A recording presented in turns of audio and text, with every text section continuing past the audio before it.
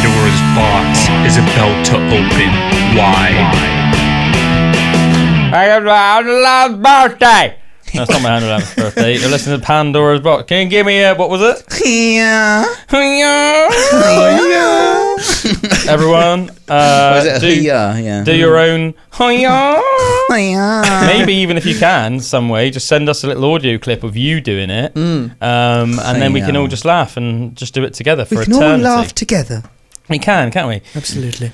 So welcome everybody. I got married the other day. Hey, that was crazy, wasn't it? I got married. Congratulations. Drew got hammered. Yeah, just like absolutely hilarious night, wasn't it? I don't know. Drew's big day. Drew's big day out. Big day. Too much. Somebody wrote something actually about you in we got had a little wedding book. Yeah. So you could I can't remember what it is. Didn't they put some pictures of the Emily was saying to me that they put some Polaroid pictures together on one thing and they said like Drew's day out or something. Yeah. Oh yeah. It said Drew's big day out. Yeah. It said I don't know who wrote it. I should say. I don't know who wrote it. Somebody wrote Drew's big day out, and then there was all these like Polaroids because we had a Polaroid camera there of just like, and then they like glued it all into the book. But it was like, mate, well funny. But it was a brilliant night. What I remember up to the certain point, but yeah, it was just a brilliant night in general. But there was just some hilarious incidents. Drew called my good friend Nick a Mexican. I'm really sorry, Nick. Even though he's half Danish, half Indian, but grew up in Canada until he was like 14 and then moved to France before eventually moving to London. So very interesting guy, very interesting cultural heritage, very mixed bag of things. But Drew wasn't having that he was half Indian, half Danish. I'm normally so polite, mate. Like, just in general life, it is a rule of mine to be respectful, polite. I don't do things like that. But literally, when I've had that much alcohol, I don't even know who I am. It's not good. The rules are reversed. The rules are changed. Us old friends with Drew call it going full Drennan. He went full Drennan, ladies and gentlemen. Drennan. He got possessed by the mischievous spirits of Scotland, and that was it. He was gone. All bets were off. I had people coming up to me going, I think you need to go and chat to your mate. And I was like, I was enjoying my wedding night, I was on it, having shots of whiskey. I love it, man. You had my back every time though. You're just like, he's harmless. He's all right. He's a liability, but he's harmless. I'm like, you'd have had to have done something mental to shock me. Yeah. Mental. But I was I was just doing shots of vodka and whiskey and drinking pints of Doom Bar, loving life. But then it was just almost like in my head comical to me how many people just started coming up to me like, you need to go sort out your mate. You go. I think you need to go sort out Drew. And I was like, what? What's he even doing? Like, what's he even doing? Like, look at it. Just going like freaking crazy, man. But yeah, hilarious night. Sister ended up finding you, didn't she? Halfway down. Yeah. In the rain and the wind down Skimmerton Lane. Yeah, I did the wander off. I get to a certain point where I'm so wasted that I just wander off on my own, and I'd done that without saying goodbye, which I'm a little bit upset about now because that's all right. It was such a beautiful evening. But my sister come and pick me up, and I didn't know she was picking me up, and she just came out of nowhere, and I was just like, who are you? I'm not getting in that car. And she's like, get in the car. And then I was just hiccuping in the back apparently, but very sick when I got home. Yeah, man. How would you, on a scale of 1 to 10, how bad was the hangover, do you think? It's crazy. I think because I puked so much when I got back, and also because we had to take a massive sofa down to Ludlow the next day in a van and lugging it all upstairs, and then we had to take my old sofa down to another place and then put it up there. So it was like, definitely Ludlow in Ludlow, and that almost made me when I was doing something, I almost had to sweat out the hangover. And my mum came down in the car with me the next day as well. So nice. And I hadn't seen my mum for ages, so we had this massive chat in the car, and I think there was so much stimuli I get from everywhere. What were you driving that you could transport a van? I came down in my car for the wedding, and then I drove back in my car and with my mum in the car back to Ludlow, and then we borrowed Danny's van. And then Sav and Rich came down in Danny's van to Ludlow, so they could drive it back again. And then they all drove, and then my mum drove back in the van with them on the way back. So it was just a little day out, so my mum could see the baby and stuff, and but it was good to catch up with mum and car. But I think because of that, and also lugging all this stuff around, I sweated it out a bit, and then the hangover just wasn't as bad as it usually is to me. That's so actually considering how and I was up at 8 a.m. and that Sav got me up. She's like, get up. Considering how white girl wasted you are, it's amazing how functional you were the next day, because I thought you would have been out of commission. Yeah, man, I usually am. And do you reckon that's one of the most drunk you've ever been? No. No. No, unfortunately not. I mean, because Sav said to me, like when she picked me up and I was talking to him like and stuff, she was like, she thinks I was like 2 drinks off the worst she's seen me. Right. So I was you were pretty bad. Yeah. I think, like I said, you were basically like asleep by the end. So, I mean, I don't know how much you could have really had. You know what I mean? You were past the point of mischievous to the point of just paralytic, eyes closed, leaning against the bar. I think one more shot and you'd just been on your ass, man. Oh, I think that's all it would have taken. Yeah. You know, just one more shot. Yeah. Is all it takes. Yeah. It's all it takes. Falling in love with me. But yeah, man, I think it's hilarious the idea of you just walking down the lane in the rain and the wind, and like your sister's like beeping the horn at you, and you're just like flipping her off. Yeah, no, because I didn't know she because the bar people had like messaged her and told her to come and pick me up, but I didn't know that. I didn't. No. I just like wandered off by that point, and they were just like looking for me around. Yeah. So you just thought like somebody was almost getting like a bit leery with you in the car. I'm like, right. I'm not on the road. Like I was at the side of the road, like you know. Did you like? I didn't have my jacket. The next day, did like your mum or sister like comment at all on like how wasted you got, or like ask you like anything, or why you got so wasted or anything like that? Not really. Nah, it's standard for them. To be honest, it's just like a party as well, isn't it? Yeah. When you've been to a party, you got wasted. Yeah, you know? That's it. And like and Sav just got me up and was like, right. We got this stuff to do, like just get on with it, like you know, and I pulled through with it, so that was all right. To be fair, I'm glad, like at the end of the day, right, you know, like sometimes you'll go to like an event and like even if it's classed as a party but people aren't really partying, I'm glad it wasn't like that. Like it was brilliant, and I haven't partied with you for years. No. So that was like real fun, like because probably since we were both single, maybe. Yeah. Bachelors. So that was really fun, just seeing this like this arm and this shot just coming over, like being like, that was. I went full demon on it, mate. Yeah. Because like when I party, but you can still keep it together, hard, man. Like, yeah, man. Once the shots come out, I've always tried to keep up with the big boys, but it just doesn't happen, like you know. I treat drinking. My attitude towards drinking, even though I don't drink very often, when I get on it like that, I have the same attitude towards like drinking as I almost do towards training. Do you know what I mean? I want to be like the hardest drinking person in the room, and it's almost like you take some sort of pride in that. Do you know what I mean? It's weird, isn't it? It's weird, isn't it? It's okay if you can, man. It's okay if you can. I've got a friend that's like got a similar drinking capability to me. So every time me and him drink, we decide we're going to go drink for drink. But it sort of just ends up in a bit of a contest of like pushing each other too far. Yeah. So every single time one of us will end up a bit too drunk. Yeah. But that's not the way you want to do it. Yeah, I have to say, I know it's a really like hilarious thing to be proud of, isn't it? Really. Actually, do you know what? It's not. We're men, and I think if if you sort of didn't take pride in that, I think that you're either lying or boring, right? But I was going to say, like, one of the things I am like sort of like proud of in a very heathen way is that I don't think there's like anybody over the years. I've partied with some real freaking like, you know, some veterans of the party scene over the years. You know, I'm talking like old school metalers, like punks, like just like, you know, people that are very used to being wreckheads.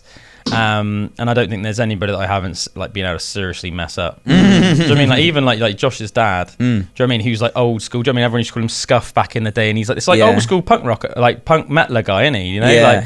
And apparently, on I think it was 2000 I think it was either 2017. I think it was M's 27th birthday.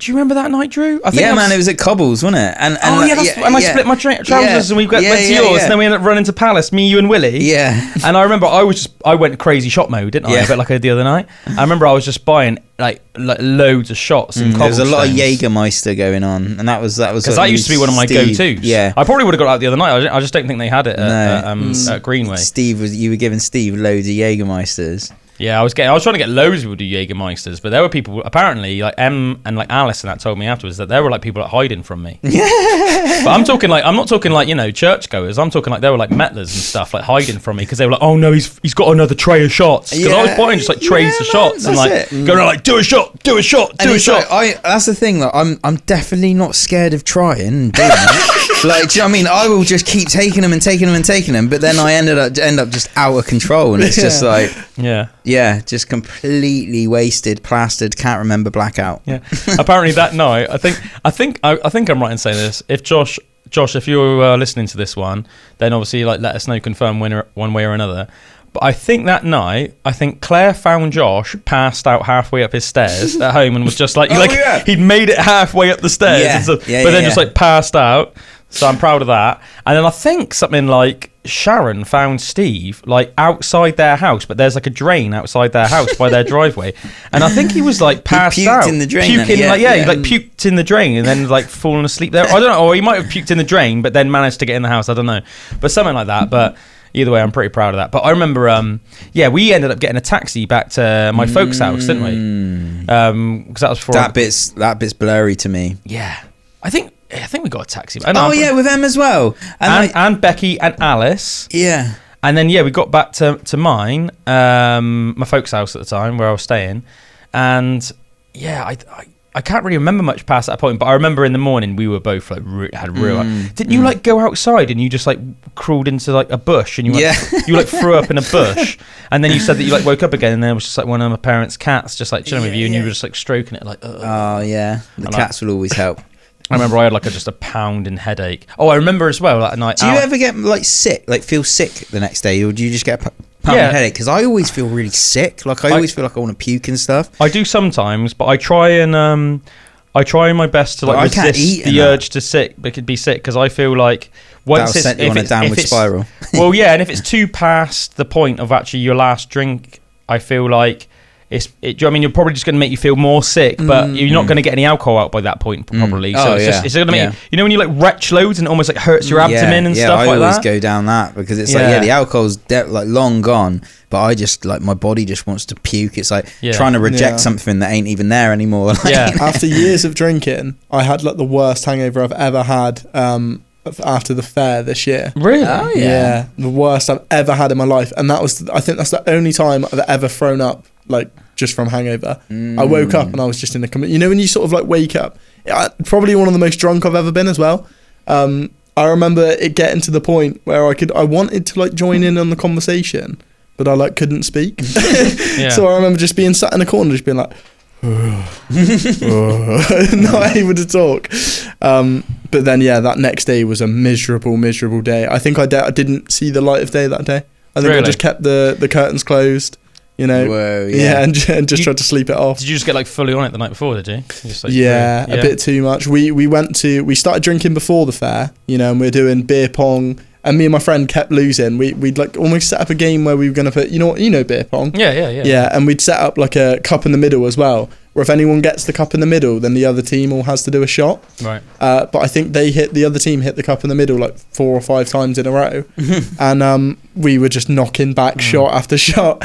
And then we went to the fair, you know. We weren't too drunk by that point, came home and just... I don't really remember what happened after that. Just one of those ones where you kind of knock back drink after drink after drink.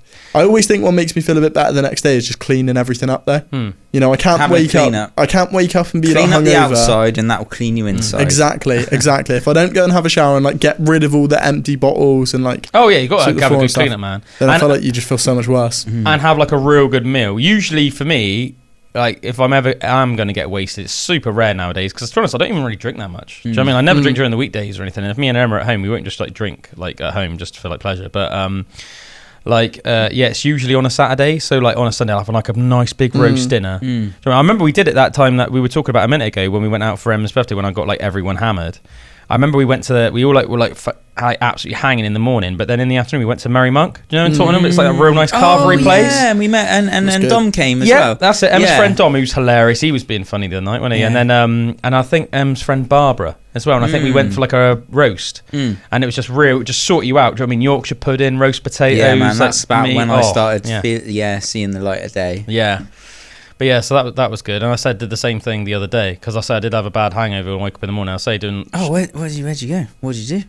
Oh, well, we got a takeaway roast dinner from the Babylon Brook, which is just like a pub, like an nice old pub just around the corner from us. But it's really good. Yeah, they do takeaway roasts. So got like a takeaway, just like roast beef, and it was just like just had it like at home, and it was just like it just like sorted me right out, you know. I did a roast on Monday. It took me till like Monday to even but we had like a big leg of lamb in the fridge, so like I just did like loads of slow roast lamb and like nice roast potatoes and that, and it was like that sorted me right out. Roast lamb's probably my favourite. I have to say, roast lamb's I reckon it's mine as well. I'd agree. Yeah, it's just so flavoursome. I did maple belly pork the other day. That was quite nice. Yeah, nice. Just did it like real low at like 150 for like 3 or 4 hours, and just like with loads of like maple syrup and oil and like balsamic vinegar and stuff, and like a real nice glaze on it, and it proper crackled up all of the crackling and everything, and was nice, like man. super nice. Yeah that sounds freaking awesome. But that's almost like every now and again. That one I couldn't have that every day, but lamb I could probably eat every day. Like, you know, it's so good. Lamb is absolutely delicious. Yeah, I remember when we went and did that World's Negroni cocktail thing. I remember I put like a leg of lamb, didn't I, in the oven. And then we went and did that like promotional video, like music thing. If you don't know what I'm on about, go check that out, everyone. Go on Pandora's Box, YouTube, find the world's largest Negroni cocktail promo video that we did. We went to Valley of the Rocks in Devon and like shot like a little music video, and me and Drew recorded it at his house in literally like in about an hour. Yeah, we did the music in about an hour. It was when I'd first got my loop stuff on the iPad, and I had it all plugged in, and we just started like looping stuff round and putting like this riff on it and stuff, and like I remember I came up with like the melody the night before while I was cooking dinner, just that have you ever seen a world record cocktail, the world's largest ever Negroni cocktail. But then I remember just so that was like almost like the hard part. I was thinking it's just like that's the melody or whatever. And then went over yours in the morning, and then we just layered that bad boy up. And I remember you put some chords behind it and that. And and I remember you were just proper, just like doing a Bob Rock on me and just trying to like really get me to push my vocals. Because I remember like I was doing like you could swim in it, baby, but you were like no, like level up. So that's when I was like baby and all that stuff. Like that was cool, man. I was really happy with that. Funnily enough, actually, on my wedding night the other night, my second cousins were like talking about that. Because obviously we're all like dotted around different places in the UK. Like it's not like I have seen them since we did that video, but I guess like, do you know what I mean? You don't always remember to say stuff. And then I think it was like Martin was like, mate, I watched that video of you guys like on those rocks and that. He was like, mate, that was freaking hilarious. He was like, what was that even about? And then I explained to him, and then he was like, to my other second cousins and that, he was like, have you seen that? They're like, no. And then he was like, yeah, go and check this out. And that. And I was like, that's hilarious. We definitely got to do more stuff like that in the future. Oh, mate, I love it. I remember with that one, it was like so hilarious from my perspective as well, because it was done so quick that I hadn't even heard that you were doing this or planning on doing it. I remember just coming in one day and you'd been like, look what we've done. And I was like, oh, right, that's mental. Yeah. And then not too long after, we were out filming the video. So yeah, man, but just remember you guys got to mine, didn't we? Whacked a leg of lamb in the oven, slow roasted it, got back after we'd done like a few hours of filming, cooked up some chips, and we literally just had like slow roast lamb with chips and gravy. Hell yeah, that's all you need. Because I remember at the time you said that you didn't really like gravy, but then you really liked that gravy. Yeah, and now I like gravy. You haven't had it all that was like the transformation for me. Mate, so. I'm actually like proud of the fact that I've made you like gravy. My life changed. Because I think that everyone should like gravy, don't you? Oh, hell yeah. If there's certain things I can be happy about when I die, is I got Bullwinkle into gravy, I got Nikki C into Pearl Jam, I got Josh into Alice in Chains. Just don't put the gravy on my roast potatoes. No? No, because I real love crunchy roast potatoes. The way I do them with all the olive oil and stuff. So I like always make sure I love it. I love all the gravy all over my roasted meat, and then all the vegetables and stuff. But I try and just like, I don't mind if a little bit gets on the potatoes, but like I try and keep them separate. So when I put them up, it's like.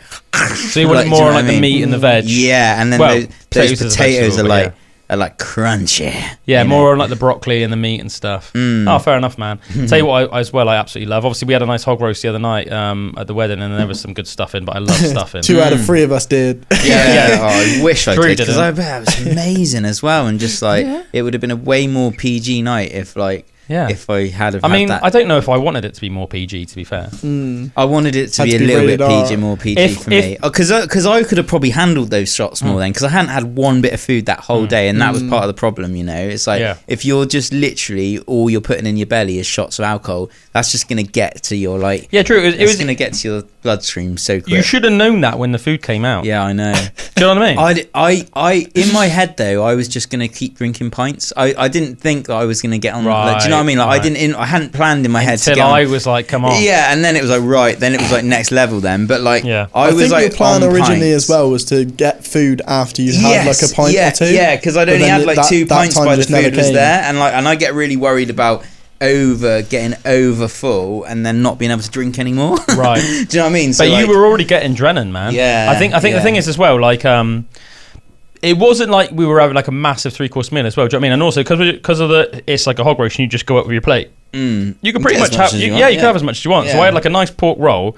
and I did ask him to put as much pork as he would be willing to give me in it. Do you remember? I had a nice wholemeal bat, some nice pork in with stuffing, English mustard, some ketchup, like some like salad and that, and then on the side I just had some roast potatoes and like some broccoli and stuff. So it was like real nice and wholesome. And then afterwards just had some pecan pie. It wasn't like massive, do you know what I mean? But it was enough to just line wholesome lining meal. Yeah, and lots of like potatoes and bread and stuff to line my stomach, which is probably what helped me do so many shots. It was really good, man. That hog roast. Josh had a funny story about the hog roast. Oh, did he tell you about this? No, I don't think so. When he was queuing up for it, he was like all excited and everything. I think Claire was stood just ahead of him. Yeah. And they like sort of picked out a bit that was all just like gristle and like and not very nice. And they turned to Claire and went, "We won't give you that. Don't worry. We'll find you a better bit." Like gave that and then just gave Josh like the gristle and everything. So I don't think he ever had like any of the pork in the end, really. That's such almost like a sad Josh story. I swear stuff like that always happens to Josh. Do you know what I mean? That's just like you just imagine his sad face like. So, why have they given that to me? Yeah, I swear. Too polite to say like, no, I'm not. Give me another bit. No, he is as well, isn't he? Like times like that, Josh should be like put his foot down a little bit more. Maybe that's what times. Give me like the nice bit. That's what times like these by Foo Fighters was written about. It's the moments like that where you just have to be a bit like, mate. Actually, like I know you didn't want to give her the gristle, which is really gentlemanly of you, but unless I have like a massive sign on my head that says like knob, can you not give that to me as well, please? You know. Yeah. Like, you know, maybe just put that in the corner and don't give it to anyone. Because I'm pretty sure they still had like... Because they packed away the food like quite quick, I thought. They did. I thought they were just going to... That was what happened, like, because I was planning on getting it a little bit later. Yeah. I thought they might leave it out because people normally go back to, you know, throughout the evening and that. Like, they get your money's worth as well, do you know what I mean? Like, you know? Because that normally had, like, say if you have like a buffet at a party or something, like I've done that where like I'll have a few drinks and then I'll go back to the buffet like later in the night and be like, ugh. I remember I was a bit good because I remember I went out there and I said to them just while I was passing, like, oh, it was really good food. And they were like, do you want some more? And I was like, not right at the second, but I definitely will in a bit. And then the next time I came out, they packed away the pork in that. And I was like, so I'm not going to get my seconds, actually. So I had some just pecan pie, which was banging, actually. Pecan pie. The desserts did look insane. Man, did you not have a dessert? I think I just had a couple little brownies, which were also really good. That's what Josh had. Yeah, they were really, because I went up to the dessert with Josh and he had some brownies. I know that Willie had some. I'm just telling everyone what everyone ate. Willie had some nice raspberry cheesecake. I remember saying that. I think I'm most disappointed about the whole thing. What happened at night is the fact that I didn't have any of that food because it was just like. Mate, you can't go wrong with a hog roast and then just like a side of roast potatoes and all that. Do you know what I mean? Like the gravy for you, this is a turning point in my life and never will that happen again. Ever. Yeah, well, you live and you learn. Yeah. You know, you live and you learn. That's what they say. A life lesson. A life lesson. Happened right there. Yeah, man. You know, that's it. But yeah, hilarious. I say, I really enjoyed. I have to say, I really enjoyed letting my hair down and doing so many shots. And that you were doing quite a few shots, man. Yeah, I had quite a few drinks. Getting on the VOD. I had quite a few drinks. I think I had something like 7-8 pints in the end, and quite a few shots. But. I remember you doing some shots of vodka. I mean, did you do some shots of whiskey as well? On the whiskey, yeah. On the whiskey and the vodka. Yeah, nice one, man. Good times. Congratulations. Yeah, cheers, man. Woo! Woohoo! Yeah, already rating Married Life. It's hilarious. And you get to have a good party. So it was good. And also, shout out to St. Fian, the band that played. Really, really good band. If anybody's in the sort of like, I don't know, southwest area and they want like a good like band for any party or anything, St. Fian, really good. Lead singer Steph. Such good vocals, and I can't remember the name of the guitarist for real bad. They're both super sound, but yeah, go check them out. Saint Fian on like Facebook and stuff like that. Really freaking good. Yeah, amazing night. And yeah, like thanks. Thanks if anybody's listening that went to the party. Thanks for coming. I love you. But talking of weddings, let's talk about some crazy wedding traditions from around. Very on theme. From around the world. Yeah, on point. Having a little bit of like, a wedding theme today. So I thought this was a bit of a strange one. Did you know that in Germany, newlyweds indulge in a tradition known as Baumstammsägen, where the couple, darling, where the couple is expected to saw a log into two pieces. As it's a task to be carried out by two people, Baumstammsägen symbolises the couple's strength as they face challenges in their marriage. I mean, it says that like people do it in Germany. I can't imagine every single person. Do you know what I mean? No. I wonder how big the log is. Yeah, and I wonder how many people actually do it. Do you reckon it's like one of those really old-fashioned things, but like people don't actually really do it anymore? They've definitely stopped doing it as much. Yeah. Some of these sound like I could imagine, because the thing is with that one, like it's quite a lot of effort in it to like go to get like a chainsaw and get a big log and the rest of it. But some of these I can imagine a bit more like, I can imagine they actually still do it more often. Another unusual one in Romania. The bride is kidnapped. In Romania, if the bride disappears before the wedding, it doesn't mean she's got cold feet. On the contrary, it is a tradition for the bride to be kidnapped by friends and family before the wedding. Just like role play, to get the bride back, the groom has to pay her ransom. It could be through romantic gestures or filling her glass with champagne. That's an interesting like one. Like Mario. Yeah, like Mario, but with your missus. A weird one like that, I heard in Kazakhstan, it was actually a tradition a bit like that about stealing the bride.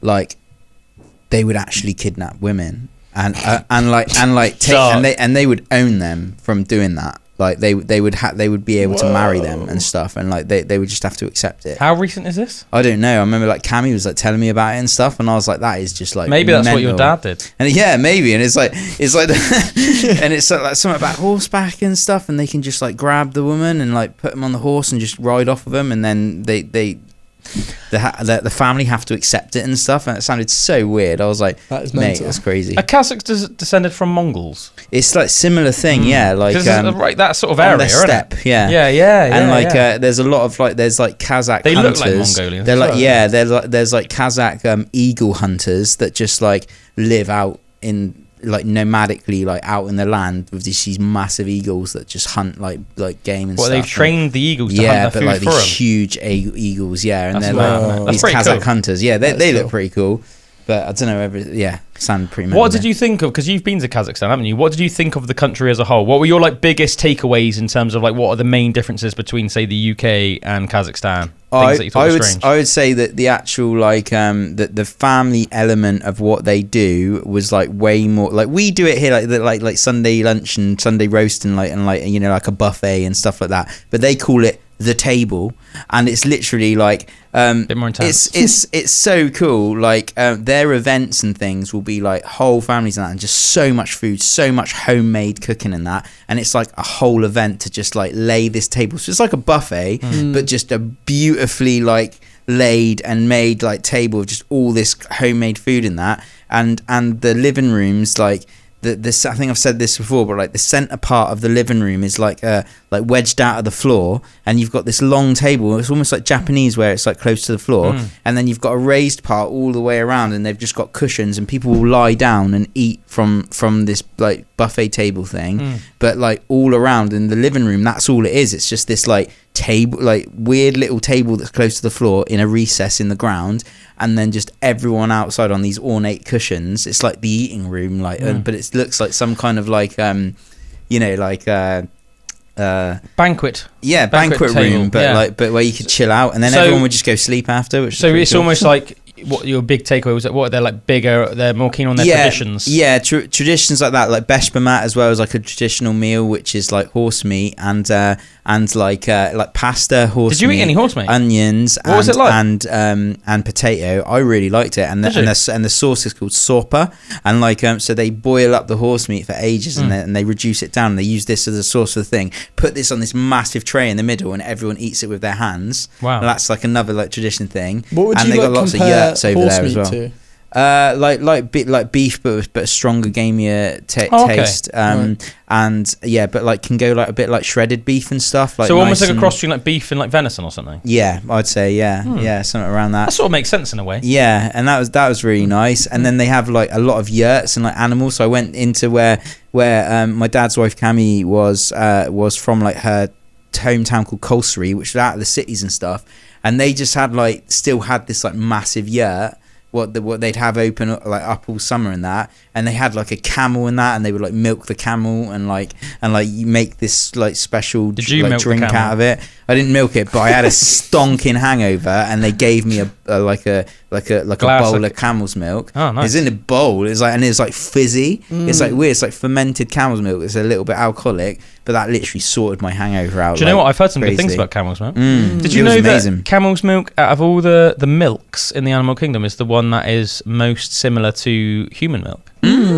So as a result, I think the argument is that it's like easiest for you to digest it and stuff. Yeah, like that. I was so surprised because like sense. horrible hangover, and literally I didn't want to drink any of this cow's milk. I was like, no way, and it tasted a bit weird. But literally within about half an hour, I was like, if it's fermented as well, like just all like other fermented foods, I bet it was really good for your gut and everything. Yeah, your gut biome. I guess if you're feeling a bit sick, then anything that's good for your stomach is like, going to benefit you, isn't it? And if it's a bit alcoholic, probably give you a bit of the hair of the dog, so to speak. Yeah, as they say. Yeah. Yeah, I think, but that is it. It's like very grand, very family orientated, like very grand. Lots of people would get together. Like we went to meet people for drinks and that, and it's just you'd all get on this massive table and like it was all quite. Oh, and speeches. That was another thing. There was always lots of speeches, and they also had a tradition with that thing where like sitting in that room that I was saying about. They get the sheep's head. They get a sheep's head from like what they've been cooking and everything, and they like cut parts of the sheep's head and like offer that part to different people at that, and it means a different thing. And then the elder of the house would like talk about what that means and do a little speech and give it the thing. And they gave me they asked me to cut the sheep's head. And that was apparently a very rare thing that they wouldn't quite an honour. Yeah, and I was like, really so that was really because you were like an honoured foreign guest. Yeah, sort of thing, and like Anise, which was Cammy's like brother, she was like, I was very surprised that he did that because that's he was being very respectful. Yeah, and I was like, so that was really sound. But I love all that stuff. Mate, I think different traditions. I think it's actually one of probably the biggest shames of our country is that we're losing our traditions a bit. And when I think like when you go to a culture like that, that's really big on their traditions and honouring their traditions. Because I don't feel that we honour our traditions anymore. Like it's almost like in England, and people might say, well, what is a British tradition? And I guess in a way that almost shows that they're dying. But it's like if you think about all those things like afternoon tea, like how big afternoon tea used to be in Britain. As you said, roast dinners, almost like that roast dinner on a Sunday. Like it could be anything. Just like anything that makes you think of this country. It could be Jaguars and Land Rovers or Spitfires. Like and just all of that stuff. Like tweed suits, talking about the weather. Like all of just that stuff. Almost like think about like in the 1920s, like some gentleman in like a tweed suit sat down having a nice cup of tea with a little slice of cake next to you. Like, would you like some? Yeah, when you friend? See those things, what all the cakes are on. Like nice glass dome sort of thing. You lift it off, and like the tiered things, and it's like tea and cakes, afternoon tea and cakes. It's not really a thing, and the bone china and that. Fish and chips, shepherd's pie, English breakfasts. All of that stuff. And like some of the traditions of like a bit like the Hobbits and Lord of the Rings sort of thing. Yeah, and like in Somerset and stuff, like with like the cider and stuff. And when I was reading that there used to be these, like it used to be like an event each year of like of like like the harvest and everything, and that like they'd have like a big party with the orchards and stuff. And I was like, that sounds all really cool. I tell you, and apple bobbing. Up north they have those rumniki pies. Or rumnikis. Do you know them? No. Can you not remember? I bet you had them when you were up north. They're real big. Chicken parmo, I remember that from up north. That was amazing. There's almost like with the rumniki, there's almost like a southern equivalent, but our southern equivalent isn't as good. But I can't remember what the southern equivalent is. But it's almost like a rum, like a little rum. Wait a minute, let me just try and look at it. Like I don't even know how to spell it, but if I spell it, rumniki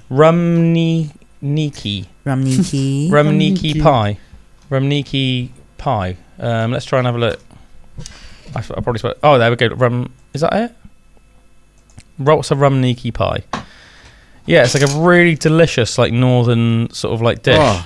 But it's so nice. But yeah, like it's an English traditional thing, you know. And obviously we have like Bath buns from Bath and Welsh cakes and all the rest of it. But it's just really nice stuff, isn't it? You know, really nice bleeding stuff. Yeah, it'd be interesting to do that, like, because there are traditional like meals and like you know things like that, like the rumniki pie, like you're saying, like all over the UK. Steak like, and kidney pie. Yeah, like what is it?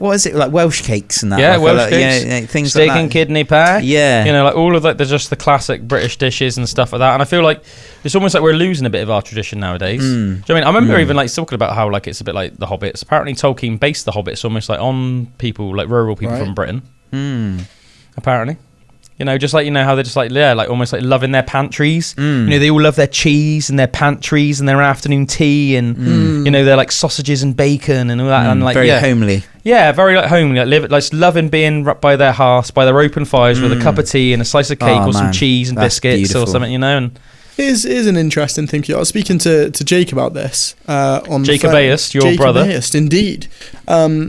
And we were talking about how Christianity obviously used to, in this country at least, used to be the default religion. Yep. And that was almost the way of life, was the Christian way, which maybe in part is where a lot of the traditions come from, you know, that family values. Certainly entwined. Exactly. Yeah. And we were sort of discussing what the tradition is now, and if the tradition now is more just like commercialism. And that is almost just the way of life, of instead of like going from the days where it was traditional to be a Christian, everyone would have been Christian, that was the values that everyone had.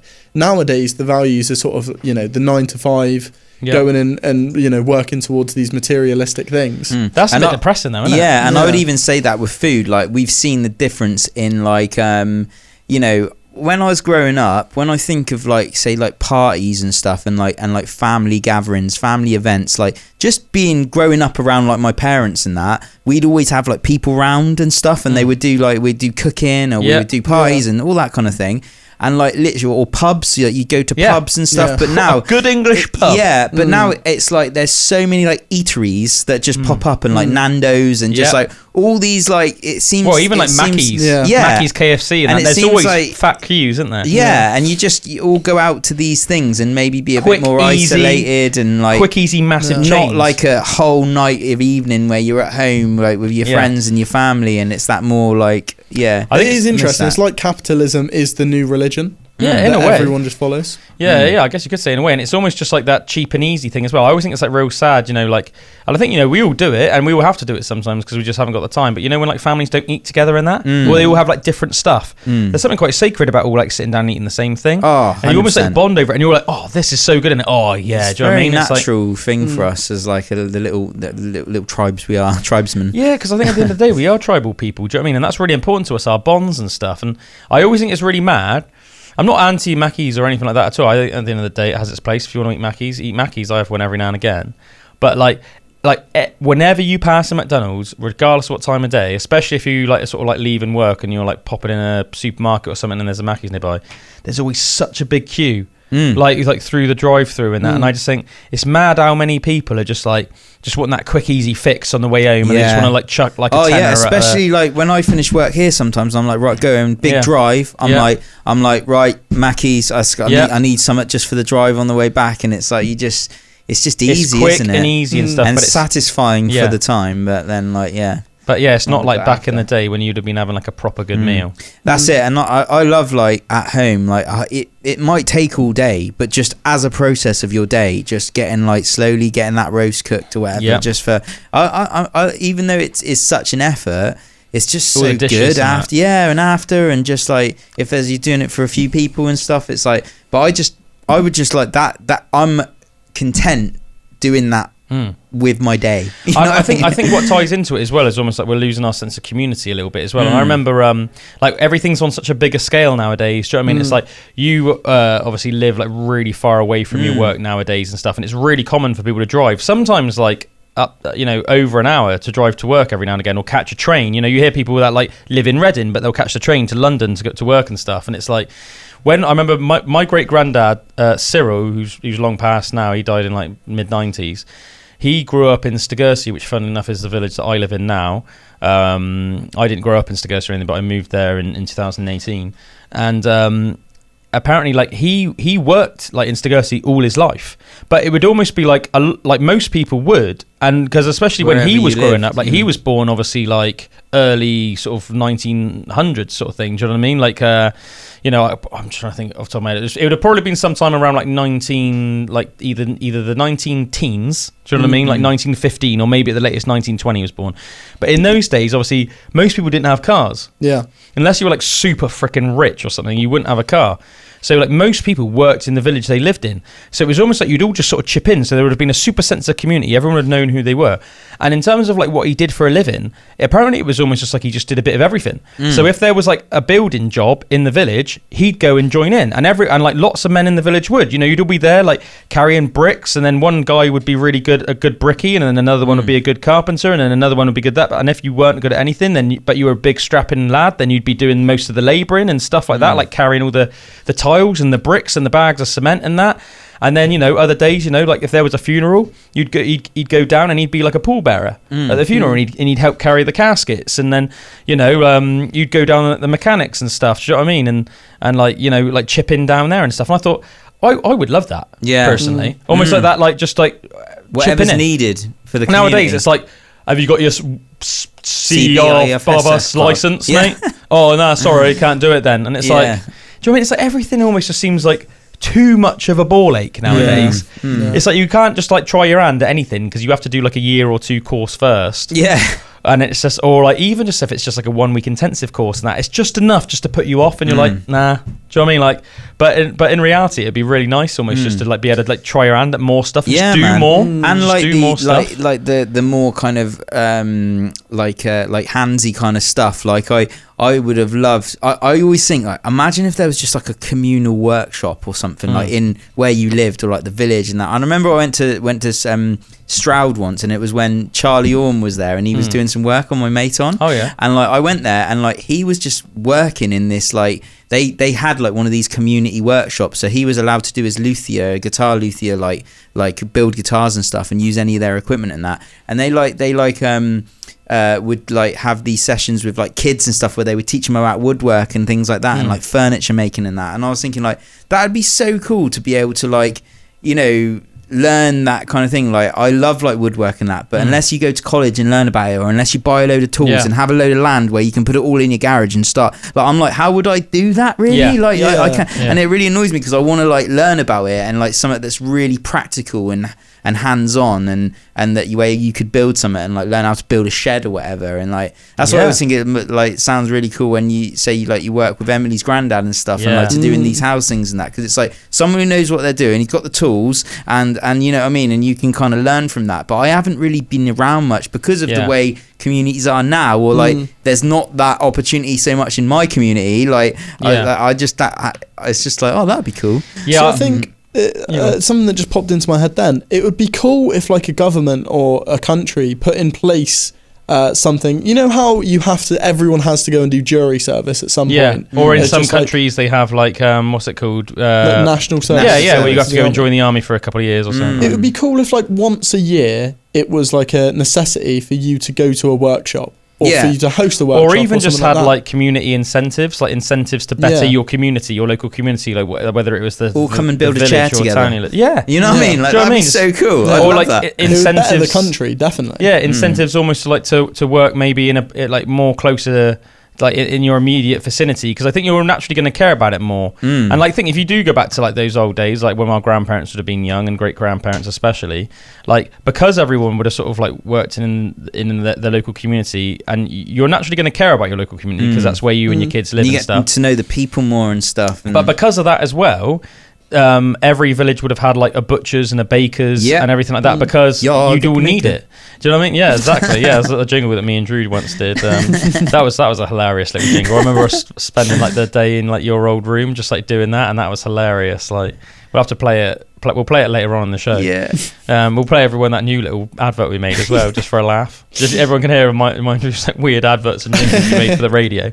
But Yeah, do you know what I mean? But it's like nowadays, you're like really lucky if your like village just like happens to have like a good baker or a butcher's or has one at all. Do you know what I mean? And that's part of like in Ludlow, I really like it. There's this little butcher's called Walls, and it's not like crazy money. Like it's quite expensive because like any butcher's, I think if it's proper nice meat, it's going to be a bit expensive. But it's not say like Pines or something down here. I was comparing the other day, like 2 nice cuts of ribeye steak would cost me like 12 to 15 quid there, but at Pines it was like 25 quid, like for example. Yeah. But like yeah, like, and they know me by name now, so I'll go in and they'll be like, "Oh, you alright, Drew?" Like and stuff, and like, and it's just, it feels like it feels good, like, you know, it's like, oh yeah, local butchers get to like, you know, just have a little chat and stuff, and yeah, it's nice, but that's about it really. The butchers, I'm just thinking any like other local stores. Like opposite, there's one called Broad Bean, which is more like a delicatessen, and you can get all your like pasta from there and that, but then it's like super expensive in there. It's like one of those with all the bougie like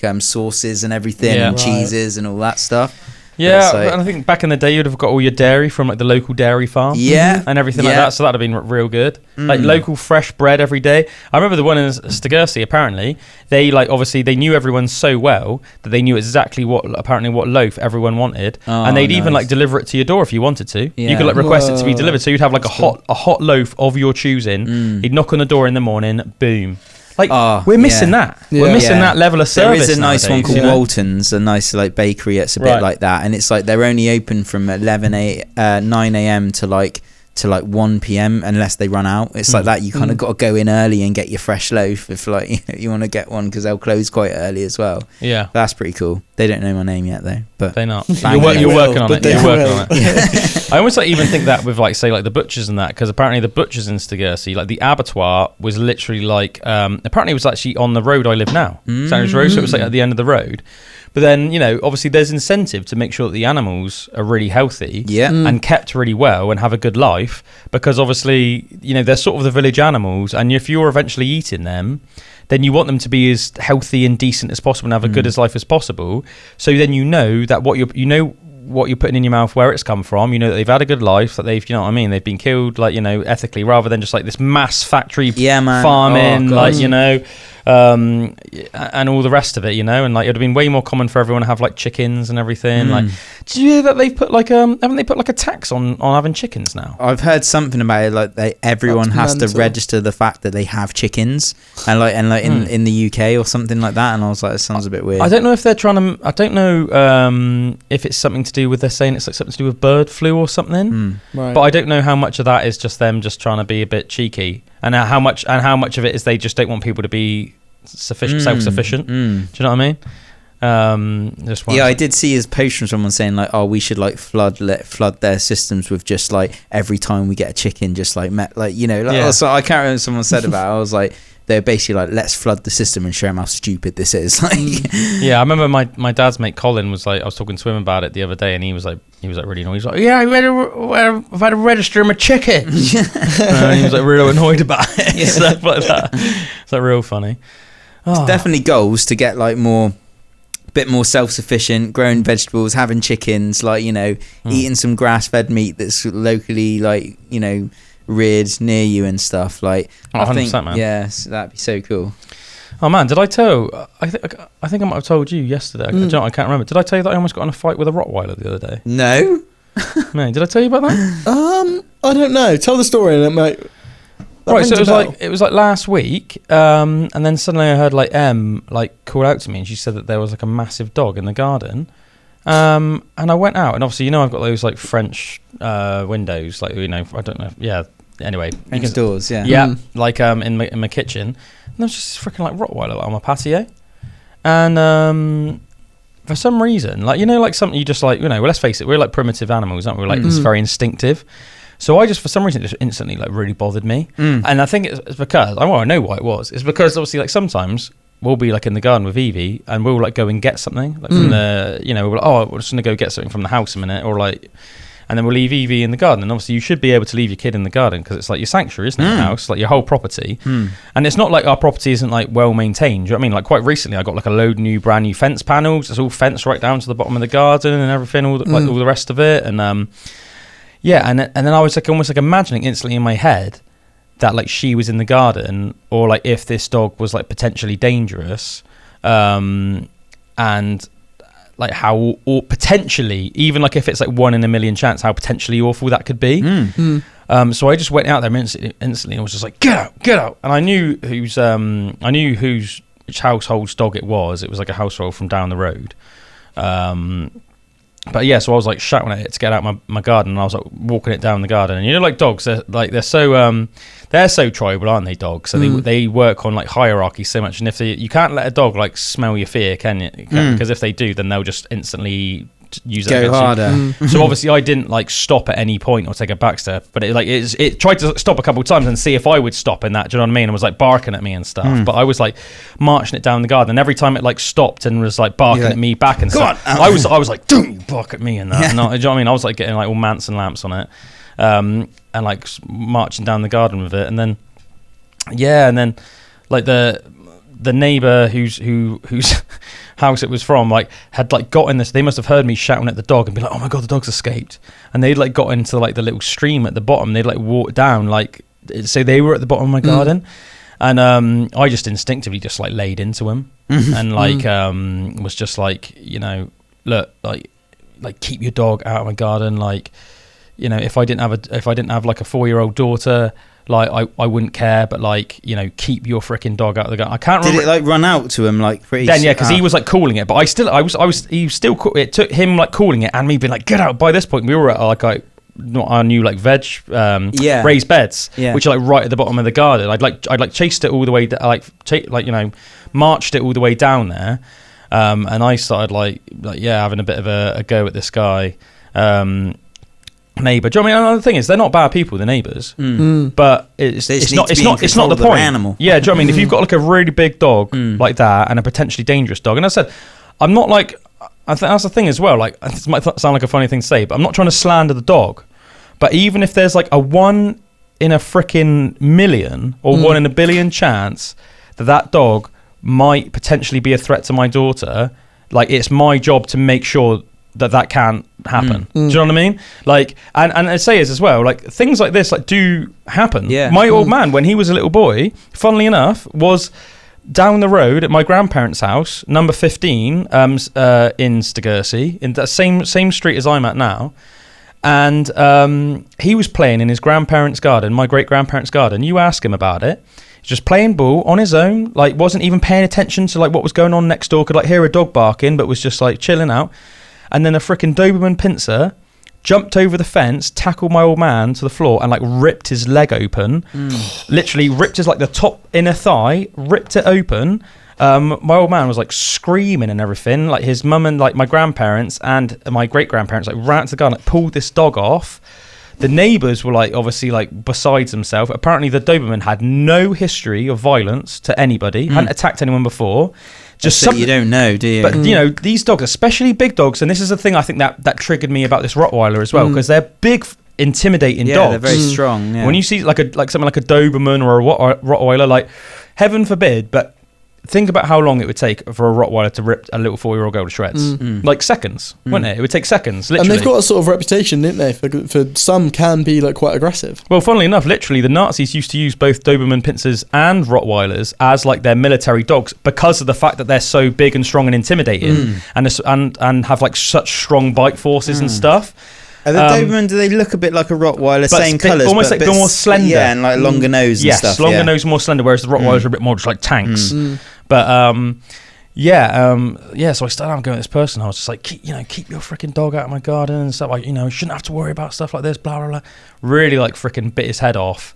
And then there's like a woman that this chap lives with, and she came out as well and sort of barking at her a bit. To be fair, they came and apologised and stuff, and I said like, look, you know, it's just like I just can't have like something like I shouldn't have to worry about something like that. Like you need to keep it contained. How did it get in the garden at the bottom? Is it like I do you know what? I still don't really know. Obviously, either it's athletic enough that it jumped over my compost heap, because I'm having a lot of work done at the bottom of my garden at the moment, and there's not like new like panels behind the compost heap, but my compost heap's all full up, and it's like about 5 foot long, so it either jumped over that, which would have been very athletic of it, or it maybe got in the stream and then ran up from the stream. I'm a little bit concerned about that, because I'm thinking if that's the case, I might have to like put up a some kind of something. Yeah. But to be honest though, I mean, because they're not even like my next door neighbours, so you've got to bear in mind they would have had to run that dog would have had to have gone through 2 of my neighbours' gardens to even get to mine.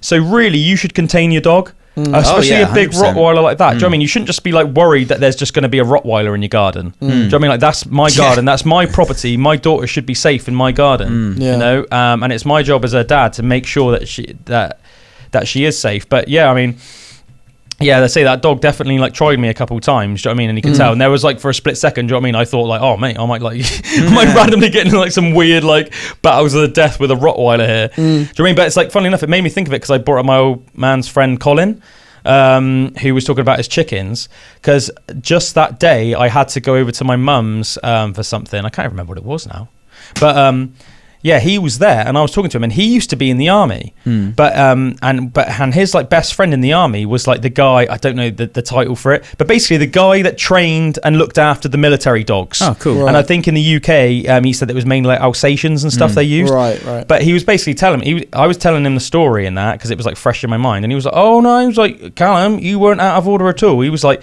when I used to work with military dogs, he was like, you will not find a dog in the UK better trained than a military dog. But he was like, but every now and again, you'd still have like a little incident where like his mate, who was like the dog, trainer, obviously they have to be an aggressive breed or like a species that's potentially dangerous, I should say, not necessarily aggressive. Because like, Alsatians are lovely. Most dogs are nice as long as they're well trained. That's the thing.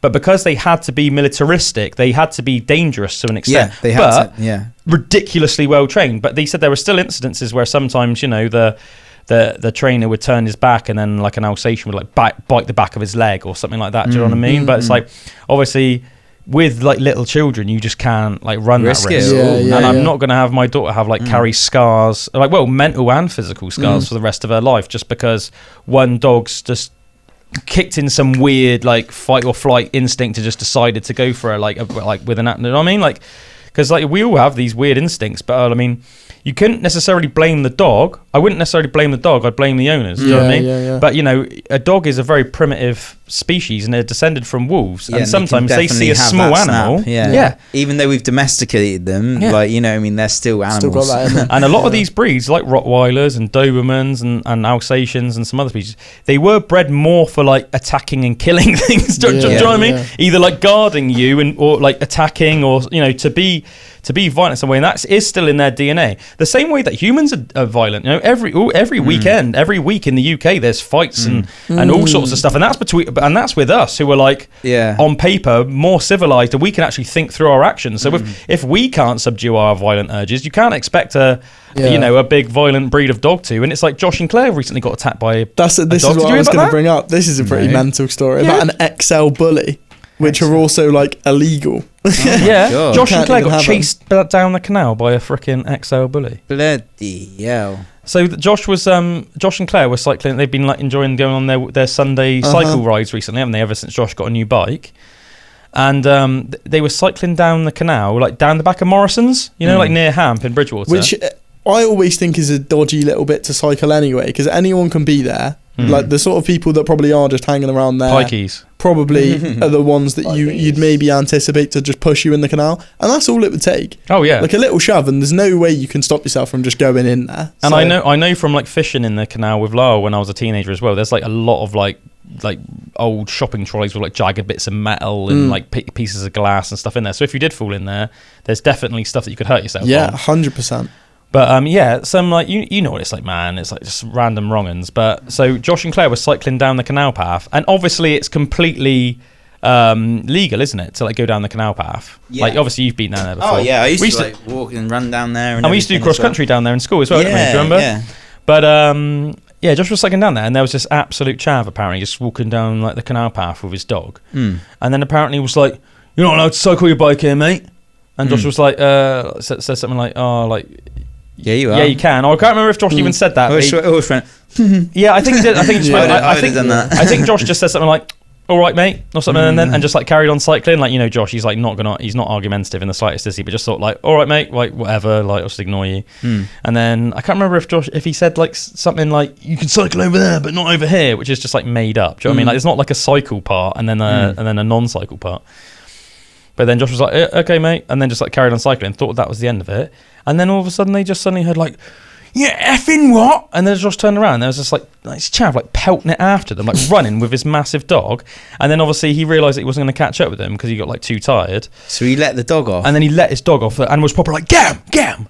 Which is like, that's illegal. Oh my It's like God. it's proper illegal to do that. You can't set a dog on someone. That's against the law. Yeah, obviously. of course. Yeah. You're using the dog then as a lethal weapon, aren't And you? that's like a human-sized dog. Oh, Like, yeah. That's a massive dog, an XL bully. Oh, it could rip chunks of your flesh off. It could potentially kill you. Yeah, like potentially. Especially someone like poor little Chief. Yeah. Imagine if poor little Chief fell off her bike and got like ripped to shreds I by an bet she XL. never cycled so fast. Josh, in her life. bet she just, like, said went he said Super something to Claire like, just don't stop pedaling or something like that. Poor little Don't Chief. stop, I bet she was don't traumatized. That's man. quite that is like a situation. Like, you are like, don't stop pedaling. Like, you gotta go. Yeah. Like, if that happens. I think luckily the dog didn't actually listen to its owner, and it just that's sort of right looked then. at him like, what? Well, luckily, that's because right. the guy's a bit of a pillock, he probably didn't train his dog very well. Yeah. The dog was probably embarrassed by him. Yeah. He was probably like, sorry, guys. Yeah. Sorry about that. I'm not It with is him. so annoying though. Even like, you know, back down in Ludlow where we are, like I always take Rupert on a big walk around the river, and there's these friggin', I think they're called schnauzers, and they're these huge like furry dogs. And this woman, she's real like nice and blasé and that, but I always see her out on walks, and they always go for Rupert. And like, Rupert is literally like, he's just a wet job really. He'll just like, any kind of like conflict, he'll either run back to me or he'll put his tail between his legs, and he's not a vicious dog, like, you know. And He's just impish like his father. Yeah, exactly. He's just lovey impish, like, you know. Yeah. And like, but it's like, it's so annoying because these dogs just always go for him and that, and she's just like, she's Does he never bothered. fight back? No, Does he never fight back? man. Oh, that's quite sweet, isn't it? He's massive. These dogs are massive though. So Yeah. if he showed any dominance to them, he definitely shows dominance to other dogs when they're like play fighting and that. And it's like, he'll play fight with other dogs, but when it gets down to like that, you know what I mean? Like, it's like a massive aggressive dog, or like big dog. It's about like 3 times the size of him, you know. And there's 2 of them going together. He's a spaniel, isn't he? Yeah, a little spaniel. Yeah. Is he a sprocker or? Sprocker spaniel? Yeah, Yeah. yeah. And like so these dogs like literally always chase after him, and I always have to like step in the middle of them and be like, hey, get off, like do all that, you know. And it really annoys me because I do it all the time, and like it's happened probably about 3 times. And this woman was like, oh, don't worry, he's just after your ball, and it's like, well, no, he's ran right past me. I've got the ball in my hand, and he's going for Rupert. Like put your dog on the lead if it's going to be like this, because she always just has him off, and it real annoys me. And then like I play over things in my head after, and I was like thinking, if they bit Rupert or did anything, I was right next to her. Yeah, I would have literally grabbed him, yeah. and I would friggin' chuck him in the river. That's super fast, and she wouldn't have any dogs anymore. And I was thinking, if it got to that, because he's like, and it was annoying because Rupert was that side, they were in the middle, and then I was this side. So he was trying to get back over to me and be like, just like go, like, I don't want anything to do with the dogs, and then like on him. Mate, and it's everything. triggering And I was though, like, isn't it? It really annoys me. At the end of the day, like I said, it's like it's a part of your family, and as I said, I think especially like as like, you know, as like the dad, as the man, you feel like it's this primal thing in you, like, I need to protect my tribe, I need to look after my tribe. And it does make you feel triggered, man. It makes you feel triggered. I stood on another dog the other day as well because it was the same. It was this little black spaniel, and it absolutely hates Rupert as well. Right. But like I say, like, Rupert won't do anything back. He'll always try to go up to other dogs and just be like, wag his tail, sniff, mate. Like, say hello. Yeah. But like sometimes, like they're lucky enough for that they're just like fine. Yeah. But other times they'll like go for him and that. And this other black dog came running, and I just went, no! But I didn't mean to step on it, but like blocked it with my foot and stepped on its tail, and it was like yelping off down the road. Then after saying, I was like, you know, take that. Yeah, man. Oh, I've just noticed your camera's gone off, man, because it's That's all right. It's you don't need to see me. It's you just need to feel me. Yeah, feel the aura. So you'll hear Calum's voice, but you'll just see our beautiful faces. My dog got bit by another dog. This was a little while ago now. This was a little while ago, and I was the one walking her as well. Oh man, it's horrible, isn't it? You know, like the white pretty hurt as well, didn't it? Yeah, man. Yeah, we were at White Gates, which is just like a little field down by my house, walking through. Remind me exactly where Whitegates again is. Not that it's at all interesting for people you listening. You know the roundabout on the way to Cannington? Yep. Durley roundabout. And there's that little like patch that goes lower down. I know exactly where roundabout. So it takes you to Wemden. Yeah, takes you to Wemden Road. Yeah, exactly. So I was in there, and these two huskies came like bounding over. I'd seen these like two huskies before, and they'd sort of been like just playful with my dog in the past. So I was like, oh, that's fine. I always walk with my dog off the lead when you're in a. They're like wolves, man, aren't they? The huskies. They're like beautiful dogs. But yeah, again, like pretend, you know what I mean. You should be, if you're going to get a dog like that, I think that you should have like a lot of experience with dogs. Like, I hold up my hands. Like, my mum's always been a crazy cat lady. I have no experience with dogs, but as a result, I wouldn't get like a big, potentially dangerous dog because I don't know how to train it. But I'm aware of that, so I just wouldn't get one. Do you know what I mean? Like, if it was like a cockapoo or something, then, do you know what I mean? It's like, but I don't know. It's dangerous. Anyway, sorry, as you were saying. So these dogs came bounding over, and instantly I could see that my dog like wasn't sort of enjoying it or whatever, but she was kind of, she walked off the lead anyway, and she's quite a free dog, my dog, a Romanian rescue, so she likes just doing her own thing. So she was like sort of sniffing around in the bushes. Is she like good though in terms of like listening to you? Like if you said like come back, like she'll always come back. And that, but that's why I can sort of like have her off. And she's not like an attacking dog or like an aggressive dog to other dogs or humans unless they like enter the property. But I mean that's a good thing about a dog. But that's different. That's different if it's at your property. Yeah. So she was just sort of like off a little bit to the left of me, so it wasn't even really like I could get in between. And they sort of ran over, and then the woman came in and was like, "Oh, sorry. I'll put him on the lead. I was like, yeah, right, please do. Yeah. And so she took him away, and I'd seen like right at the end my dog like bite them, like back. Oh right. So I was like, at first, so I was like, they attacked your dog. Yeah. So I didn't see that bit though, because she was like speaking. Oh, you didn't see them attack. I didn't see them attack. So at first I was a bit like, oh, I better get my dog out of it if she just like bit the other dog or whatever. Oh hell. And then I like took her away and realised like what must have happened, because she just had like a massive chunk of like her skin missing. Shit. And it was like by then the people had like left, so there was nothing to say. I was like, right, I got to take her to the vet, whatever. But it's crazy seeing like the way they bite, their teeth sort of like go underneath the skin, and then they like instead of like sort of like closing your mouth and then opening it again, they like sort of rip back. Right. Yeah. So they just ripped this like massive chunk out of my dog, and then took her to the vet. That's she what was, happened like, to in a my old coma and man's stuff. leg. Yeah, but pretty brutal. Yeah, so it wasn't even like had a bite mark. He's got a massive scar on his upper inner thigh. He ripped a chunk of flesh off, and he had to go to hospital obviously straight away.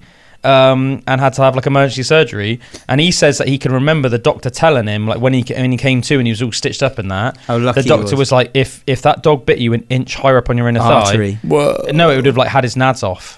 He said like you would have never had kids, son. And my old man was like 7 at the time or something like that. Whoa. And he was, but even like to him, even at the time, he was like, whoa. I remember your old man saying he instinctively got dirt and rubbed it in the dog's eyes, or chucked it at the dog's eyes, or like rubbed it in the dog's eyes, and that's how he got him off. Really? I think I remember him saying that to me. Yeah, he asked him about that, because I remember Why didn't he just I said, what did you do? And he said, I rubbed dirt in its eyes. That's pretty intuitive. I was like, 7-year-old. Yeah. I was well happy that my dog like bit them back in the end. Yeah. The dog that bit them, because I was a bit like, get your get back. So where was the injury on your dog again? Like on its sort of back leg. And did it have to go to the vets? The neck yeah. We took it to the vets, and it was in like a cone and stuff for like a little while, because it would like lick the wound, so it wouldn't heal or whatever. Get infected in that. Yeah. So she had a cone on for like ages, and even now you can see, because like all the hair's grown back in it, because obviously they shave off the hair when they take it to the vets. I think I remember your mum doing an angry Facebook post. Yeah, and because another thing to remember, I've always been scared of dogs. Until I got my dog, that was like my only and biggest fear. That's really interesting. Like dogs. My brother used to be terrified of dogs as well. I used to hate them, man. I used to hate weird. I think because I didn't know their behaviour or anything, so I never had one or really been around one. They used to terrify me. So even when these things were like bowing over and everything, I was a bit like, whoa, I don't know what to do. So I was quite happy when I left, and I was like, I realised that I'd seen my dog bite them back afterwards. I was like, at least they got their, they got their punishment for doing that. Yeah, it got one back. Yeah, exactly. Well, at the end of the day, like they were treating it like a piece of prey, and yet again, it's not the dog's fault; it's the owner's fault. But it doesn't make it any better. No, do you know what I mean? It's like regardless of whether it was the dog's fault or the owner's fault. At the end of the day, like something that you love, that is in your family and part of your pack, and it's sort of trusting you really to look after them. Yeah. Like, so in that way, it almost makes you feel like you failed them and angry with these people. That was like, what annoyed me when definitely. I was this side, Rupert was that side, and they were in the middle, and I was like, I can't even get to him right now, and he's there with his tail in between his legs, and they look like they're gonna rip his neck off, like, you know. Oh man, I had some real dark thoughts like last week about that. I was alright like a couple of hours afterwards, but I went to a dark place in my head, man. I don't think I even want to like say on the air what like I was thinking in my head, but you know, I was thinking could have played out. I was thinking like if there's ever like my daughter is ever like psychologically or physically damaged as a result of that household, then like, they're gone. There is no household. Probably shouldn't have moved to Guernsey. Yeah, man. But yeah, crazy stuff, man. But it's like in a way, because when you were just saying a minute ago, Bullwinkle, that you were always scared of them, and I said my brother used to be like weirdly.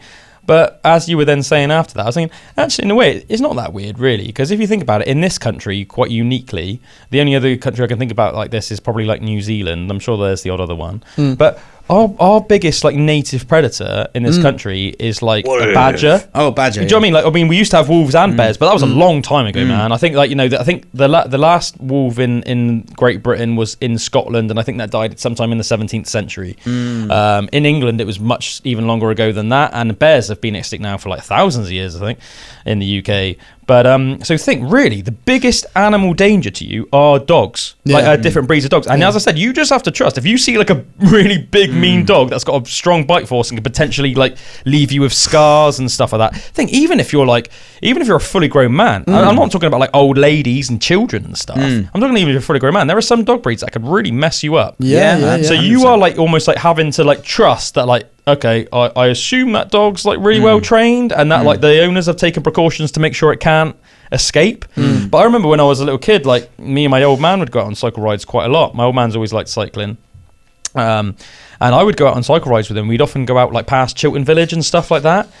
I remember there were times where like, you know, there'd be like we'd pass a farm, and I remember this one time in particular, like an Alsatian just came bounding out, and I swear it chased us for a mile, man. And I just remember my old man just being like, just ride as fast as you can, and I just remember just tanking it in my little freaking legs, and every now and again I'd look behind, and you know, dogs have got good cardio, especially depending on the breed. Luckily it wasn't like luckily you know, they are got great cardio like Alsatians, but luckily not to the level of like a Spaniel or something. But I remember it took me a long time, and I was just tanking my heart off. And I remember every now and again I look over my shoulder and it would still be running, and I'd be like, oh my god, you know, when you're like just thinking like, oh please, like I turn around and it's like gone, but it would still be running. I just remember just tanking it for ages, and but almost just thinking in my head like, you know, you get that little fear, and I was only like a little boy.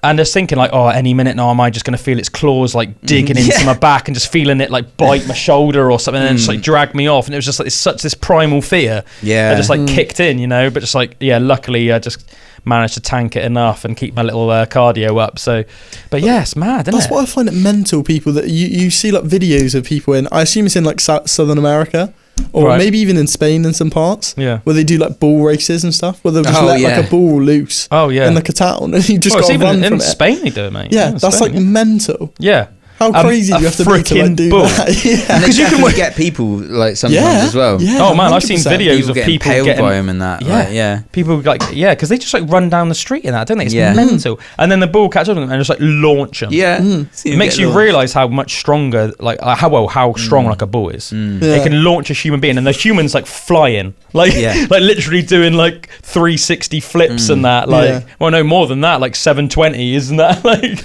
God, that is like a real sign of like how as humans we're in such a comfortable position right now, isn't it? That people are willingly like to incite that sort of, you know, fight or flight feeling. They're letting a bull chase after them. They're still wanting a bit of that. They're still wanting a bit of that. Like, we've domesticated the world, or at least a lot of the world. Certainly in the West, we've domesticated the West to the point where people are almost like looking for danger. But I think in a lot of places in the world, like, you know, places where like, you know, certain African tribes and like Amazonian tribes and stuff like that, like they don't really need to do that because life is like really dangerous. Do you know what I mean? So you don't need to like go looking for that sort of thrill because like life is already like really freaking scary.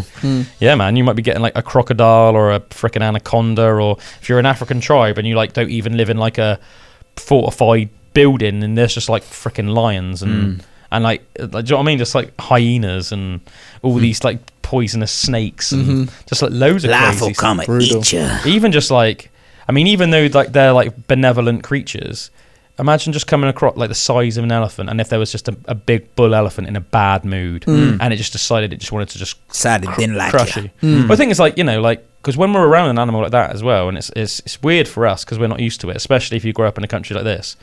But you know when you like, accidentally step on an animal and you feel real bad, like you step on like a bug or something, and you you step on a snail and you're like, you hear the crunch and you're like, oh, you sort of feel a bit bad for a minute, like, oh, I've just like unnecessarily, that. yeah, I've just almost like killed a life, but like you didn't even have like any. But I think like Squirrel run out of me the other day, just. I remember that that happened with a bunny with me before, and I felt real bad. But like, yeah, I think like an elephant, it like wouldn't even necessarily like try to kill you, but if it was just annoyed and you happened to be in its way or in the wrong place at the wrong time, just it one not trying to kill you would kill you. just like it just smacking you or hitting you with its thing, or just like stepping on you if you got knocked you over but then it trampled you as it was running off, like that'd be it. That'd be just enough for all your bones to be crushed and that, and just like, oh damn. It's crazy that they used to like train elephants to do that. Oh yeah, to like torture people, like standing on them. Yeah, in India, yeah, that was like a type of punishment, like a type of torture, yeah, where they would just like get like elephants to like just crush you. Damn, that's brutal, isn't it? Very intimidating. Very intimidating. I've heard from a couple of people that have like been to like actually seen elephants in real life. And they say it's like so intimidating when you actually see one in real life, because it's like I even think that, you know, like if you see like a bull in a field, it's quite an intimidating creature, isn't it? Yeah, but I think, even from a distance off. I went to Holford the other day, and there was one of those like real muscly bulls, like just looked into like how they're is it like even pumped walking? Full of like special hormones, yeah, like and steroids. I saw it halfway out of the field, and I was like, oh my god, I'm so glad I'm not in the field with that bull. Like, that's insane. But then think like an elephant that's like, you know, at least twice as tall and then twice as long as that. Yeah. At least. Do you know what I mean? Like that's a scary I've ever animal. seen an elephant in real life.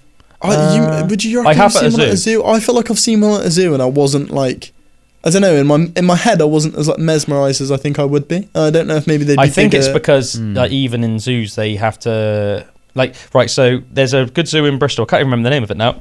Bristol Zoo? No, it's not that one. That shut down a couple of years ago, the one in the city centre, didn't it? I think it's called, is it like something like Bristol Zoo Farm? Like farm zoo? Yeah, I know what you're talking about. Yeah. And it's really cool. I think it's privately owned, or at least it used to be.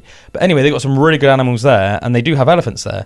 But in the elephant enclosure, they got, man, you should see the size, like the metal boundaries. It's like ridiculously massive, thick slabs of like metal, and just like even the bolts are like humongous.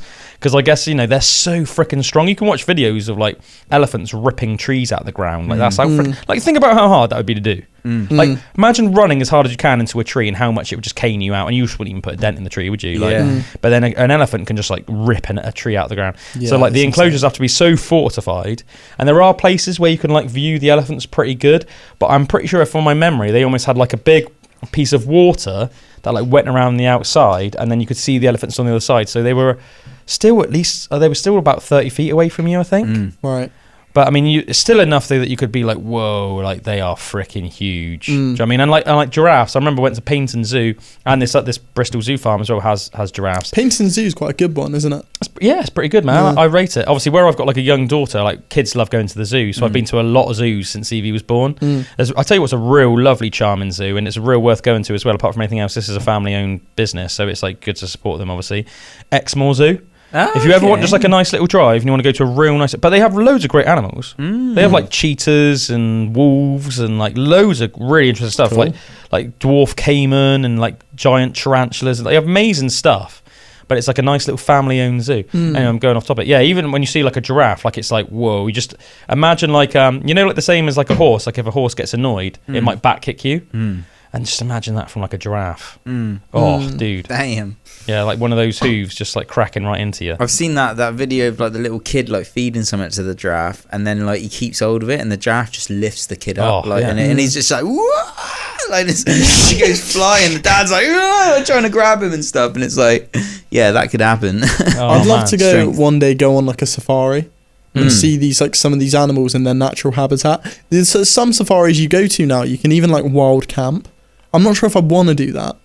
wild camping out in like Africa or something, I feel a little bit nervous that I'd be about to like just die. But that'd be quite like a cool experience. I'd like to do some video and get some real long lens and video and like some photos of like on safari. I think that'd be so cool. Oh man, yeah, it's really made me want to. Is I follow this YouTuber. He's got to be one of the most successful YouTubers, surely. Anyway, his channel's called Outdoor Boys. It's this guy called Luke Nichols. Apart from anything else, he's an insanely impressive and just sound man. And he's like also clearly a really good husband and father, which is obviously just like, you know, what we should all aspire to be if you've got a family and that. But he's just, he's an awesome like hunter, and he's always going on these massive hikes and stuff like that, and it's just amazing. But he did this video where he went to Africa and he just stayed with this African tribe, and he was like hunting with them and everything, but they're hunting with like bow and arrows and spears. And it's funny because it's like, you know, where you can like, I guess it's like, you know, we can like send stuff to Africa and stuff, like charity and stuff. So they'd be like wearing almost like a Man United top, and like be wearing like Nike, but they wouldn't be wearing shoes. They'd all be barefoot, but they'd be wearing like Western clothes, but they were still hunting with bow and arrows and spears, even though they were wearing like Nike and Man United tops and stuff, right? And he was going, he was hunting like wild hog with them and stuff like that, and you know, and like, but in the bush and stuff like that, and it was all crazy. And they went and got honey from a hive, but like they've built up this tolerance where they've all been stung so much they would just go up to the hive and like hack off the honeycomb and all that, and obviously the bees just start stinging them all in that. And obviously they're like, not bothered. Ow! And then like, it's like hurts them, but it doesn't, like, you know, like some people creates an infection. They get swollen, and some people can even die. I know people die. Allergic reaction. Yeah, people die literally every year, don't they, from allergic reactions to being stung by bees and wasps and that. But yeah, they were getting like stung, and they were like, but they would all be fine. And then he was like going back, and they had this honeycomb. And he said it was the most delicious honeycomb he ever had, and they had this like wild hog that they all hunted. But yeah, when he was like sleeping with them, he was just like basically just sleeping in the freaking middle of Africa. And there's like poisonous freaking snakes and the amount of dangerous animals, and I'm sure even other things I'm not aware of, like certain things. You know? Doesn't he have like a rule whenever he sets up camp, and it's something like he doesn't mind being hungry, cold, or wet, but he will not be any of them at the same time? So if he like sets up and it's like wet, then he'll make sure that he's like not cold and he's not hungry. I'm not sure if I've heard that, but I mean it might be. That sounds cool. Quite sensible. Sounds fair enough. Like, but he grew up in Alaska, in like northern Alaska, where obviously it's like real harsh conditions, like madly snows all the time and that. And like his bushcraft skills are like insane. Some of his videos are literally like he'll go out with like no equipment. And he's like, I'm gonna survive tonight in like minus like 25. I really want to do some in the UK, some bushcraft weekends and stuff, and just go and like figure some of that stuff out and be able to get like wild camping and that. Yeah, that'd be so cool. It's just such practical skills to have, isn't it? I watched one and it was so cool. So we like hunted his own dinner and stuff like that night and all the rest of it. And then the snow was like 20 feet thick or something, and he like dug down into it. I've seen this one. And then he made himself like this freaking like room in the freaking ice, and he said you have to be real careful. You can't do it in every type of snow, because if the snow's not dense enough and that, it could collapse on you. But if it's like thick enough and the snow's frozen and it's cold enough, he literally just went down and he like literally built steps down into it, and then like made this room, and then had this like ledge which was then his like bed to put like his sleeping bag on and that. And it was like, you know, he showed like he had like a little thermometer and he showed the temperature, and because there was like no wind chill or anything like that, it was like surprisingly warm in there. How does the ice not? That's what I never get. If they even, because some of them even have like fires in the igloos and stuff. Yeah, he had a fire like by the entrance. How does that not melt all the ice in there? Or I think it's just like so cold. I don't know. He had it with him. I don't know. It probably had a difference. He had like the fire. It was almost like by the entrance. So the smoke and the fire, the flames would have been going into the air, but I guess it would have been radiating still into his little room. And because he had it in like the entrance, I guess it was almost like going in, but it was finding it hard to escape, like the heat. I guess that sort of makes sense. But yeah, really, really interesting stuff, man. Really interesting stuff. Crazy. Should we do a couple more of these little wedding facts? We've went off on a massive tangent as always. Did we only ever do one? No, we did two. We did Germany and Romania. Yeah. But we'll do we'll knock out a couple more and then we'll call it a day, because they're almost over an hour 20 in. In Italy, nuts are given to newlyweds. Many of us think of confetti as colourful bits of paper. However, in Italy, confetti actually refers to sugared almonds. Wedding guests receive these as favours at the reception, and they are used to be thrown at the bride and groom. But now they have been replaced by coriandoli, the tiny scraps of paper. Oh yeah, so just, you know, get a little bit of sugary almond. Coriandoli. And let's leave it on this one. This is Kenya. This is a hilarious one, actually. In Kenya, the father spits on the bride. If you go to a wedding in Kenya, don't be shocked if you see the father of the bride spitting on her dress for good luck. For the Maasai people in Kenya, spitting on someone is seen as a show of respect. Hoping not to jinx the marriage, Not the anywhere spit else in is the meant world. for good faith. Yeah, it's mad. Isn't it? But, it just goes to show, doesn't it? Who was it was telling me? I swear somebody told me that... what was it? They gave someone a thumbs up, and it was like this real mental country, and then someone was like, Yeah, and then it was I've heard that. it was like their equivalent of like giving someone the finger or something like that. Like, I always crazy. think that when you like put your hand up to cars when you're in a foreign country, I never know if that's like rude to do or not. In this country, if someone let you pass, you'd always be like, cheers. Mm-hmm. But I always think if you that's ever the do best that tradition of England. Yeah, That's the one that hasn't died out. True. To be fair to us, I think as rude compared to a lot of countries, we have pretty good driving etiquette. Definitely are a lot of bad drivers on the road, but we're pretty considerate, aren't we? Like some countries, especially like you hear places like India and like even places like Italy and stuff like that. They're like really like aggressive drivers. Whereas it's I like remember they were like that in Egypt when I went as well. Really? That was crazy, and they beep all the time. Oh man, Yeah, I've see seen that constantly beep. See, that would trigger me. Yeah, that's like annoying, isn't it? It's almost like part of their driving. They just beep all the time. I'm like, why are you beeping so much? Like in this country, it's almost like somebody has to have done something Emergency. pretty bad, or has to be an emergency to just beep, and it's like, you don't nonchalantly beep, or like someone's not gone on the green light yet, and you just give them a little just a little boop, boop. Like, look, not a like, look, pay attention, mate. It's time to go. We all want to go home, But on the whole, especially in like the rural parts of the UK, like where we are, it's real common. You'll like flash someone, let them go. If you see someone struggling to get out of a busy junction, hey, just go on, mate. Go about your day. Yes, all right, mate. Don't worry about it. Get on out. Get on about it, mate. You get home. You get on your way. But I think we'll leave it there, folks. Nice little hour and 25 minutes. So what did we cross today? We crossed my wedding. Drew being Drew's hammered. big day. Yeah, doing shots, getting messed up. We did a couple of like wedding traditions, and then we went off on a massive tangent about like crazy like dogs and stuff like that. And man, I almost think, just to wrap that up though, I think that like, because me and Josh and Willie were talking about this when Josh and Claire, Josh, I haven't spoken to Claire about it, was telling me about them getting like attacked by a dog, or almost attacked by a dog, I should say. We're saying that it should almost be like a license, I reckon.